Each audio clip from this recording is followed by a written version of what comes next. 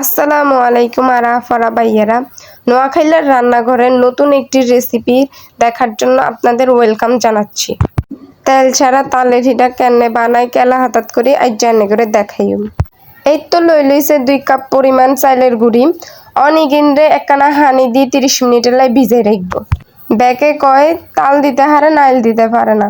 এই তো সানাঙ্গো নানাগো বেটতেন তালও আইসে নাইলও আইসে নাইলি গিনন কোরাই রাই দিছে আনের আবার কইবেন যে আঙ্গো কি বাড়ি নাইনি আঙ্গো ফ্রিজে জায়গা নাই ইয়ালাই হোলটা পড়ি রাই দিছি 30 মিনিট অন হই গেছে ইগিন দেখছেন নি কত হানি সারি দিছে আর মা ইগিনরে বালা করে অন কসলাই লইছে অন দি দিতাছে তালিগিন সাকি রাখছে আগের তন অন তালিগিন দিদায়ের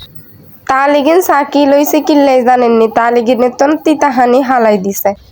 তালিগিন দাওন শেষ অন দি দিছে পরিমাণ মতো নুন আঙ্গো তালকান অনেক মিষ্টি ইয়ালাই চিনি কম দিছে অন দি দিব করে না নাইলিগিন বেশি করে কতক্ষণ ইগিনরে বালা করে মাখি সাকি নিব আঙ্গো কাইগিন একখানা হাতলা হয়ে গেছে ইয়ালাই আর মা আলাদা করে ময়দা দিয়ে দিতেছে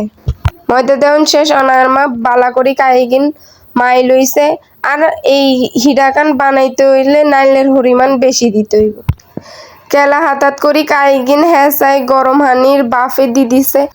এই তো আর আফারা বাইয়েরা আঙ্গু হিডাকান হয়ে গেছে অন আমরা কেলা হাতাত তন বাইর করুম আইয়েন আমরা চাই হিডাকানের কি অবস্থা